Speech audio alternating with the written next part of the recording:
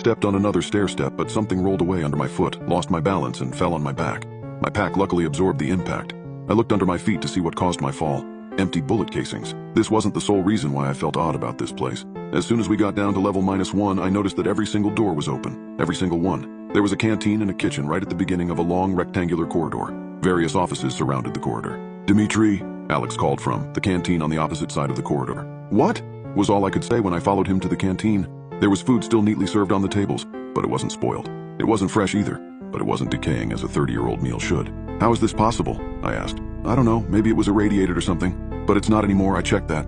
I really don't know, man," he answered, as puzzled as I was. Looking back, we should have just turned back. There were so many red flags already. Something really wrong happened down there, but I guess we were too excited and curious. We continued and descended down to level -2. The stairwell ended here, and to go deeper, we would have to cross the entire floor to reach another one on the opposite side. There was a security checkpoint and a large blast door that we had to pass through to reach the labs. Again, every door was wide open. However, the things that people left here weren't neatly placed where they should have been. It was a mess everywhere. There were all kinds of rooms with all kinds of equipment that I didn't understand.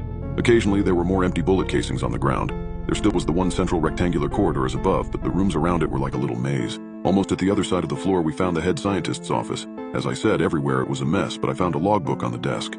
There was only a handful of pages, the rest torn out.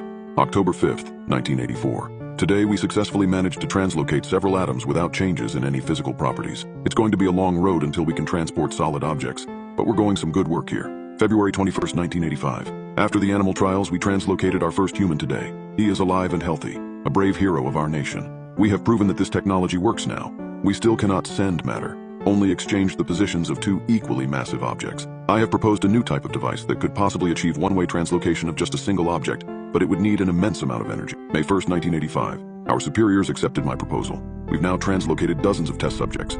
Each one is alive and well, but sometimes they are a little bit, well, different. They sometimes claim that various events in the past happened differently than they really did. Sometimes they claim to know people who don't exist, or more alarming, they know people who they are not supposed to know. The following was written below with a pencil by hand. Test subject 28 was speaking an unknown language and couldn't understand any real language after the experiment. There was a lot of missing pages afterwards. August 13th, 1986. We are going to try to change our approach. We are going to try to access the conduit reality instead.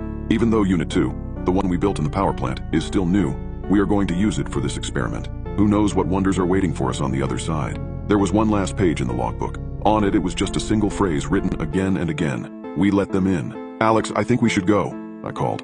"Come take a look at this," he answered. I stepped out of the lab and back into the hallway. There were clothes all over the corridor. Well, what was left of them. They were torn to shreds. No bodies, no blood, just strips of cloth and an occasional shoe or a watch. I looked up and stared down the dark corridor in front of us. I just stood there for a while. It was, I don't know,